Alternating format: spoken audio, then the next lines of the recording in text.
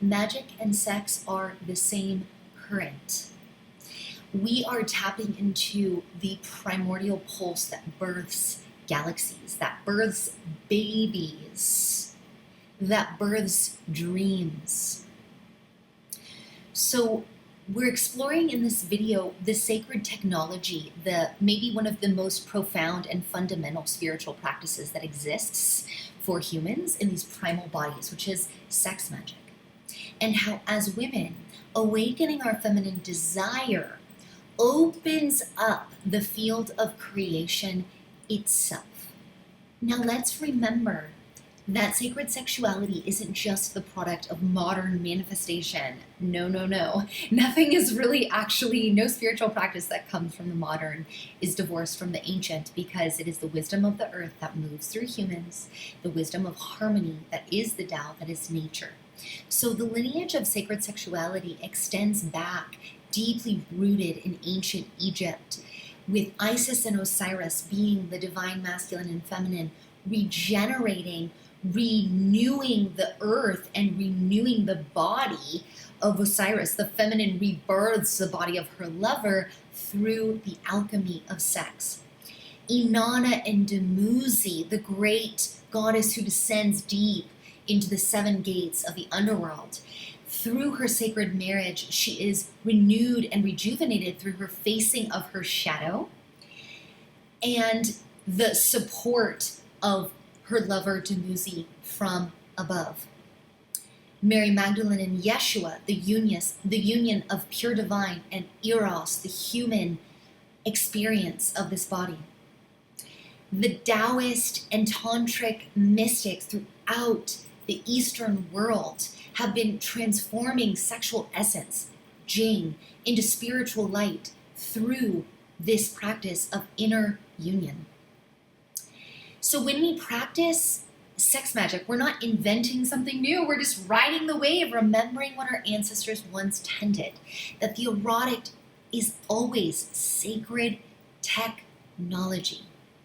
And yes, we will get into how to use our orgasms, how to use our pleasure, how to use our hips to take a tunnel into the sex magic portal to capitalize on this magic. But if you are holding and working with, you're in the process, first of all, if you're a woman, you're in the process of clearing ancestral sexual trauma. That's just what's real. As we reclaim more and more of our own body sovereignty, a remembrance of the sacredness of our own being as we are, versus based on external projections by patriarchal society that have disempowered women. As we reclaim who we are, the sacredness of our own bodies, we come back into a felt sensation of our experience. This is called embodiment. Women at this time on the planet are on a journey of coming back into our own embodiment. We are coming out of the head and into the body. And this is where manifestation occurs. As much as we are needing to harness our mind, to harness our power of discernment of what we really desire, and that is so much instilling our mind, so much a process of manifestation. But in the end, if we don't feel it in our body, if we don't feel the excitement, if we don't feel the what it feels like to have what we desire, we won't get it. And the way to get there, the way to get from a place of I'm sad, I'm depressed, or I don't have enough financial resources, or I desire love and I don't have it, or I desire partnership and I don't have it, or I want peace for the world, and instead I'm seeing the opposite. The pathway there is to come into a felt sensation of what it might feel like. So in other words, to come into alignment with the life force, to come into alignment with the original blueprint of all creation. Because in fact, priestesses and tantrikas and magicians and alchemists, since the beginning of time, these mystics haven't been focused on creating magic from nowhere, they're focused on aligning to the original blueprint of all creation, that is nature, and then letting that energy flow through us to manifest outward as the miracle of life that is already occurring all around us. So let's ground this, and I want to ground this with a story. So this is the story of my most recent 15K manifestation. Very beautiful timing, always with our Priestess course, Embodied Priestess School. Always the universe is putting me through the curriculum as I am preparing to offer you the curriculum. So 3 weeks ago, I set the intention that I will make $15,000 on top of my income by October 8th.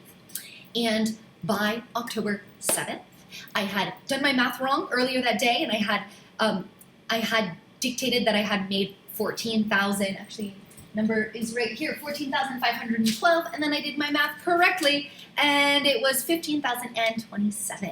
So how did I do that? I kept my attention and awareness on this goal, on this intention. And I invite you to, if you're new, if you're completely new to magic and you're completely new to manifestation, you're completely new to spell work, which you're not if you've been working with me for a while, but if you are, you can go back and visit the videos on womb manifestation and also the video called Spellcasting for Priestesses.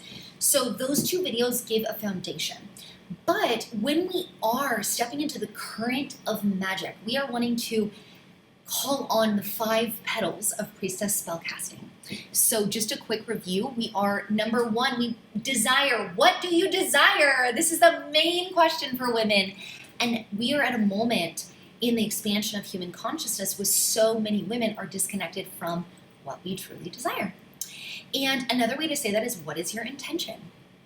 So we can create our reality. The more conscious we are with this question, the more we're asking ourselves this question, the more we're aware of the answer, and the more that we're embodying that answer in the present, the more that our life is aligned and attuned to what it is we desire, the more we manifest what we desire. So ultimately, magic just becomes actually a way of being, a way of aligning, a way of tapping in, a way of being in our center. And spontaneous manifestation just occurs. It's just the nature of reality. But of course, just like as priestesses, we're practicing to live life as ritual. But a really useful way to learn what that might look like is to actually practice rituals, right? In alignment with the moon, in alignment with the seasons, in alignment with our own moon blood.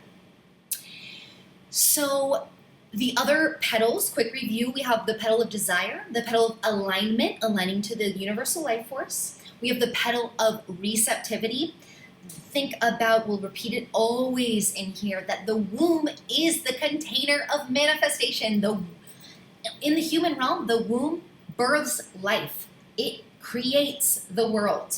So as women, our relationship to our womb and its sacred portal of turning the cosmic spiritual allness into actual manifestation, as we see through the birth of a child, is the definition of sex magic. However, if there's already a baby in there and you're trying to put another baby in there, it doesn't work. So in other words, how spacious are you in your life? How much of a container of ease are you creating for yourself? Because if we're in hustle mode, if our nervous system is out of balance in its overstimulation, if we are in burnout, if our health is struggling because we're overdoing, we don't have the receptive space to create. When we clear and cleanse and release, we clear a closet, we create space for new clients to come in. This is the foundation of receptivity. The 4th petal here is discernment. So we do need to know, is it our ego desire or is it our soul desire? So as witches and priestesses, we can always come back to the question, or really the affirmation, that whatever it is we are, whatever spell we're casting, whatever it is that we desire to create, we can always put it through the litmus test of, is this for the highest good for all beings? And yes, we can't see everything. We can't see the universal picture, but does it feel in integrity, in alignment, in harmony with our heart, our body, our spirit? And that's our intuitive felt sense of, is this in alignment? Or is this coming from a place of greed, envy, desire to hurt another, desire to change ourselves in a way that is trying to fit into a box that was decided for us by culture or family instead of what's true to us. So that's deep soul work. And, I can give you this primer on sex magic, but this requires a lifelong devotion to our spiritual cleansing and connection and communion. And the last of the 5 petals is gratitude. And this is one of the most important petals for this sex magic, because what we're doing with the spell casting and the sex in the magic is that we want to move into a place of pleasure in order to capitalize on that flow of joy and the flow of juice. We know when our pussy gets wet, it's a yes. If you are not literally getting lubricated by your beloved or by your practice of self-love, but not only that, by your activities, by your work, by the devotion of your friendships, like health, like blood flow to our pelvis means blood flow to our womb means creativity. So gratitude is, we can use gratitude as a pathway to open up and activate healing energy to flow through our being. So again, now I want to come back to sex magic doesn't have to involve sex in the sense we think of penetration or we think of self-pleasure. Sex is dancing. Sex is feeling awake and alive in the middle of nature. Sex is oiling your body, worshiping your body, coming into communion with your spirit. All sex is the union of the masculine and the feminine, the union of the yin and the yang. So we experience that when we're in a place of deep presence or altered state of consciousness that is union with love. And you experience this when you are doing things that you are passionate about, when you are with people who light you up, when you are studying and learning and growing and creating through your vessel what brings you to life. This is sex, in my strong opinion. So you can take, you can sit, never believe anything I say, always try it out and find what's true for you.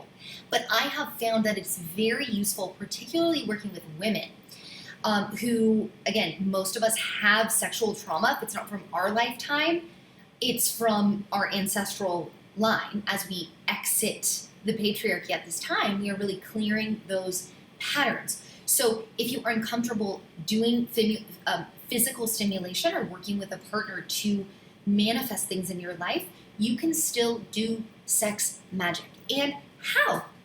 Again, come into connection with your pelvis. Come into connection with your root. Go be in nature, ecosexual, like literally just to be lit up by nature. What brings you alive? Focus on the gratitude you have for that. Focus on the feelings of communion and union and joy that generates in your field. And then we're going to get more specific about how to harness that to infuse your desire and your intention to create. One of the most profound practices in preparation for sex magic is body worship, self-body worship. And this is one of the most profound practices, I think, at this time in the evolution of human consciousness for women themselves. So before you enter Embodied Priestess School, you go through the Embodied Priestess path, or what has been called Body Temple alchemy. And that's the opportunity where we really drop into friendship with our own body. Because if we are in a relationship of critique, judgment, discomfort, and wanting our body to be something else, there is so much dissonance, so much energetic static, standing in the way of clarity, clear energy, clear chakra system, clear energetic field. Because in the end, we are the magic wand. We are the channel between Mother Earth and Father Sky. And when Mother Earth and Father Sky come into union, Shakti and Shiva come into union. They're lovemaking. So the mythology behind that is that the lovemaking of Shiva and Shakti is what creates universes. It's what creates planets. And here we are. Their constant union of yin and yang that creates this moment. So we are an embodiment of sex, right? We all came here because sex created us, and we are a channel for that lovemaking of Shiva and Shakti. But if our energetic channel is not clear, we will have a hard time manifesting our desires, and we will often end up manifesting, things that are opposite of what we even want, because there are desires we're not aware of that are living in our unconscious shadow, our unconscious, basement area, that end up popping. We say we want one thing, but if we're not in alignment and we're not clear and we're operating again from a lack of discernment of what's ego and what's soul, then it's going to be challenging to manifest. So coming back to my story is that, this manifestation of 15K, and I will, that for me, how did I choose that? It's like, how do we do sex magic? We want to get clear on what we desire. I knew I wanted a large chunk of money to come in and on top of my income. How did I come to 15,000? It would have been rad to say, I want $100,000 in the next 3 weeks. That personally for me was too far beyond my edge. So I had to go and find my edge. What do I desire? Yeah, I definitely desire 100K in 3 weeks, for sure. But I had to be like, ooh, what happens in my body when I express that desire? And what I found was that my body started to contract.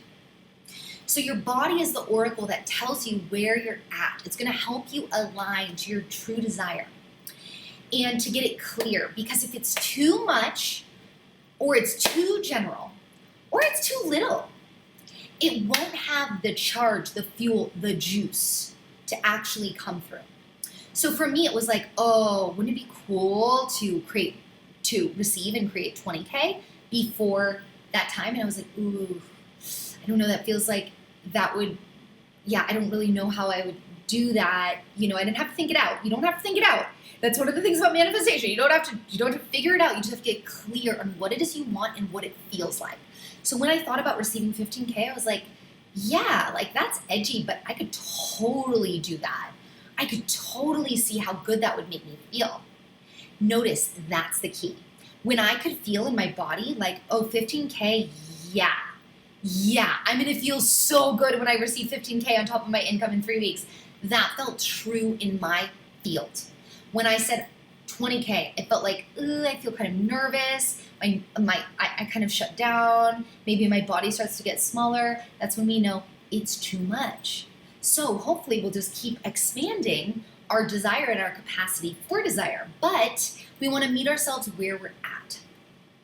Now, before I tell you how I did that through sex magic, I want to express in the sex magic workshop I was in last weekend, I was working with my partner. We were in a group ritual where we all expressed our desires, and then we moved sex magic, in partnerships, in collectively. And so my partner had expressed at the time that he wanted to manifest financial abundance by February.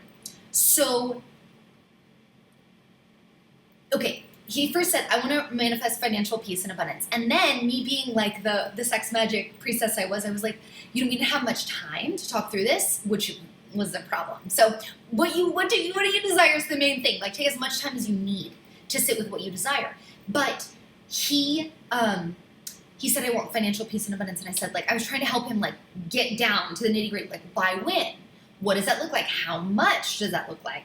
And so he landed, we had time to land on financial peace and abundance by February. And so he cast that spell to the candle and then proceeded during the ceremony just to completely shut down and go into a trauma response. Because that is an example of a desire that does not work. It is too broad. It was too far from his current experience, and it was too soon. It was too unspecific. So again, I invite you to go back and revisit our spellcasting video to really get into how to get specific with your desires. But what we really want to know is like, what exactly does it look like? When do you want to have it? What will it feel like? So for me, it was literally, I will know if I make 15K by October 8th. Like, there's no questions of whether or not I did. I'll know it because it's in my bank account, or I have the contract signed for it to come in over a certain amount of time. So he proceeded to go into a huge trauma response, and we had to, we really took the entire workshop really to like work through that instead of, being able to harness the magic. There's a couple pieces to this. One is just know, like, trauma can abound when we're working with sex, when we're working with shadow, when we're working with our deepest desires. It is scary to name our deepest desires. There is shadow there. Otherwise, we would already have it. And that is where this cultivation work of the priestess and the wise woman we've done for years, right? So I would really say sex magic isn't necessarily a beginner's practice. Although I do think a lot of people are already enacting it without even knowing it. So how did I manifest that money in that time?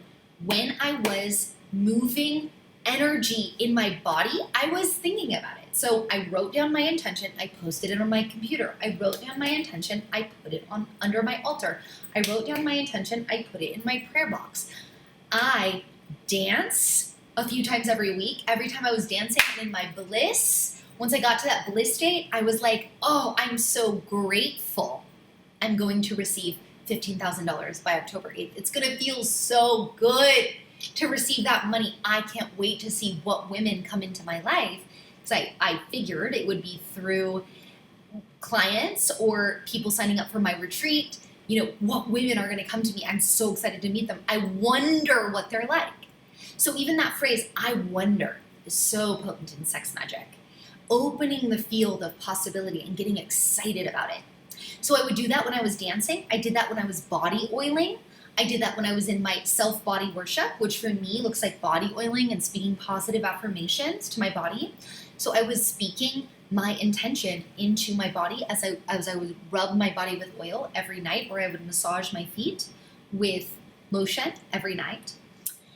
And when I'm currently partnered, you do not need to be partnered in order to do sex magic. And again, you don't even need to have sex or move sexual energy as we think about it in order to do sex magic. But I happen to be partnered, and we happen to have a vibrant sex life. So every time we would make love, and first of all, orgasm is a big piece of sex magic, and yet again, it's not necessary. You can move energy by massaging your body when it's sensual, but not necessarily even sexual, right? However, if you do bring yourself to orgasm through self-pleasure, or if you do have a partner and you engage in sex together, orgasm is never to be missed. So when we start to get into working with the sexual energy, we want to always capitalize on orgasm.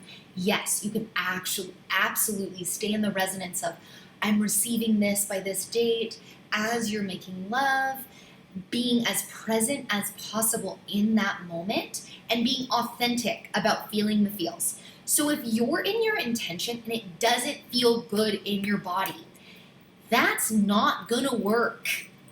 In fact, it's going to work against you. So if you find that you're trying to cast a spell and you're sad, or you feel tension, or you feel forced, like, shoot, I really need $50,000 by this time, you're actually going to be creating the opposite of what you desire to create. You're creating more stress, because it's all vibration, and the universe is just picking up on the vibration of what you're putting out. So, I happen to be in a loving, partnership where sex is like a really joyful experience for us. So that was really easy to piggyback on that. It's like, for women, if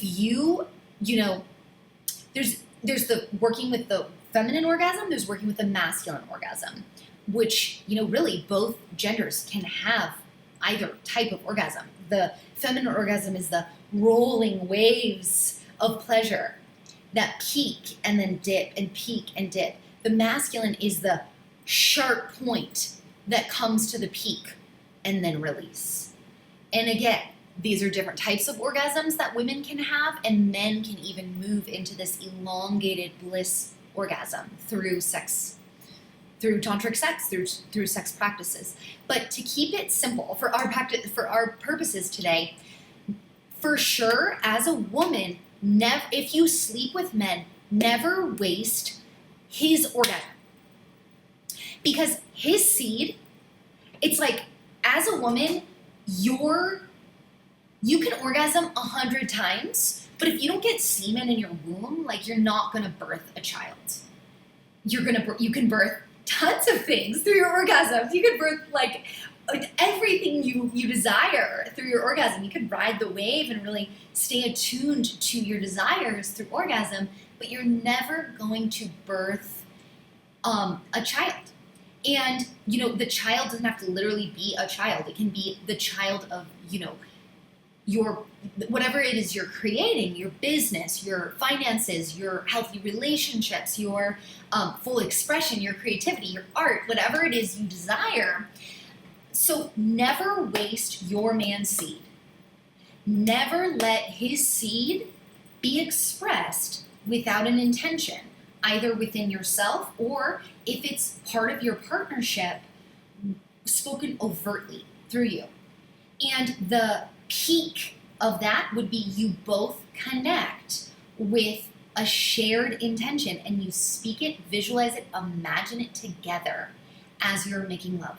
So maybe you desire a 3-bedroom house on a river, and you set the intention together to make love and to visualize this house. And you want to make sure you're in a love field together, you're in communion together, and when you're making love, you're experiencing pleasure. You're moving it through your body, and you're seeing this vision, you're feeling it, you're smelling it, you're tasting it, you're touching it. And then every time you orgasm, if you orgasm, you're going to really visualize it, and you're going to have him visualize it. And every time, if he does orgasm, every time he orgasms, please never waste that. By the way, it's something, that's the magic seed to take into, if it's not, you're not in fear of getting pregnant, if you don't want to get pregnant, that would be taking it into your body. If you want to take it into your body, I just feel you never waste the semen outside of your body. So figure out a way to bring it into your body, because it is the seed of life. And when that seed comes into your mouth or into your body, you're both sitting, you're in a love field, you're visualizing, you're holding each other, you're amplifying through love, through pleasure, through joy, that which you desire to create. And of course, I've already mentioned this, but we can't forget the shadow side of desire, all that can come up with sexuality, including shame and fear and trauma and guilt, control, repression, addiction, pornification. These ways that the power of sexual energy can be morphed into darkness. We can only transmit the energy at the level that we are vibrating at. So the energy we raise carries the level of consciousness that we are at. And we cannot manifest from the shadow that we refuse to face. So we will ever be pushing and expanding our own consciousness and the depths of our awareness of our inner world, including those parts of us that have been cast in shadow and shame by our childhood family of origin, by the culture we live in, by the patriarchy. So the inquiry that is attached, and you can see attached journal questions here, but is, what am I afraid will happen if I'm fully expressed sexually? And practices like the Holy Rage ritual, which you can find as well attached in a video. You can just look up Holy Rage ritual under Embodied Priestess School, and you will find this shaking and wailing and crying as transmutation practices, or the ritual of casting what we're ready to release into fire, burning old sexual stories. This is the priestess work of transmuting poison into medicine. That is a precursor. Shadow work is a precursor to sex magic. Shadow work is a precursor to all manifestation and wombifestation practices, because we will be manifesting that which is lying in the shadow of our heart. And the energetic map of our being, we want to always be bridging the mysticism with the embodiment. And this is the practice of union. This is the feminine spiritual path, the priestess path. That our root and our womb is the cauldron of creation. That our heart has an energetic force of amplification. It turns raw power into light, into love. The crown connects us to source, and the breath is always the bridge. When we inhale, God exhales. When we exhale, God inhales. Microcosmic orbit, the Taoist practice, drawing energy up the front of our spine, releasing it in partnership. That sex magic can be a powerful practice to do microcosmic orbit together. If you're in a relationship with a man, receiving through his lingam into your yoni, exhaling through your breast into his heart, translating that through his lingam into your yoni, and continuing that flow. The breath becomes the wand that harnesses the energy. It's like we can breathe like this, or we could breathe into a flute. And it becomes then a wand that transmits a vibration, that transmits magic, just like our priestess tool, which is the actual wand, which can absolutely be incorporated into any sex magic practice.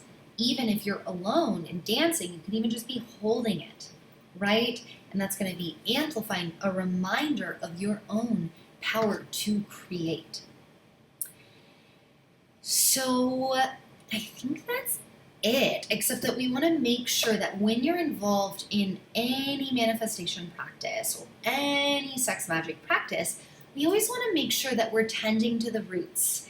Now, this is foundational. Self-care, self-care, self-care, self-care, self-care, it's the foundation. So obviously what I'm talking about when I'm talking about priestess practices and sex magic, we're talking advanced practices. So I didn't mention self-care from the beginning, but I should have, because it is the foundation. And how easy can it be to forget? To forget that our integration of what we desire requires that we're fueled, we are rested, hydrated, we are journaled, we are in self-reflection, we are noticing the universe, we are in communion with our altar, our oracle deck, what our medicine walks, our time in nature. Whatever it is that keeps your field strong, powerful, makes your inner child feel well tended and loved. We want to have integration days of stillness that create that receptivity for what we desire to move through. We can't just be all action, all lingam, right? We need the yoni and the womb to receive. Magic roots through rest. So I do invite you to receive and rest and remember. And as we drop into sex magic, I ask you, what were your indigenous ancestors, wherever they lived on earth, what were their practices of communion with the body, communion through ritual? What were their practices of using moon blood to manifest? So that's another powerful thing I did notice. When you're on your moon and you're making love, or you're on your moon and you're making love to yourself, your amplification, your magic, your magnetism is absolutely amplified exponentially.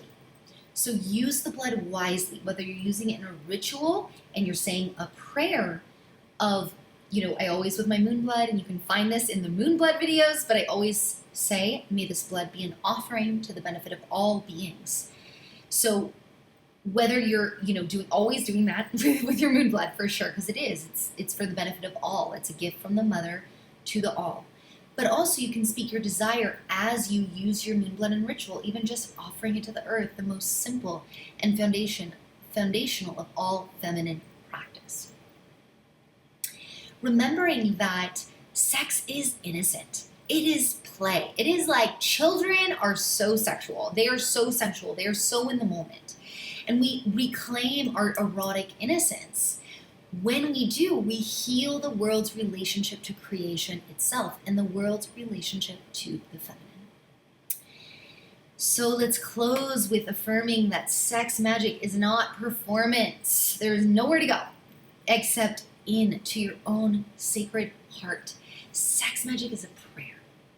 It's the art of remembering that creation is happening through you, not because of you, that you are the vessel of divine union, the vessel of communion between earth and sky, the chosen child of this cosmos to manifest her multifaceted, never-ending desire, the dance of Shakti that is desire. So check out the journal questions below so you can really tap into your own desires. And as we close, I offer this prayer that your body be your temple and your pleasure be your priestess, your guide, that your power, your magic, your expression, your authenticity be the prayer that heals this earth. And just like our moon blood always wants to have a prayer that is to benefit of all beings, sex magic also wants to be tied to all beings. So we always close whenever we do any magic for the benefit of all beings across time and space, with harm to none. Same thing with sex magic. We close, we open the container, we close the container. We can do a spontaneous manifestation in the moment, or we can do a full ritual. But either way, we're always going to remember that this is for the highest good for all beings, releasing attachment to the specifics and opening space with, even if our desire is specific, that or something better, something better. Let the universe practice her creativity as well. Blessed be, beautiful priestesses. May you explore sex magic through your dance, through your body oiling, through your personal pleasure, your body worship, through your relationship with your beloved, whether that's sexual or just communion, sharing energy, sharing microcosmic orbit. Remember what you desire. Clarify and ground your intentions. Ground those in the foundations of magic that we didn't really cover here much, those 5 petals. We want to get really specific with what we desire and allow the magic to unfold through you. It is your birthright. It is your truth. It is within your grasp. It is you in your full expression. Blessed be, sister.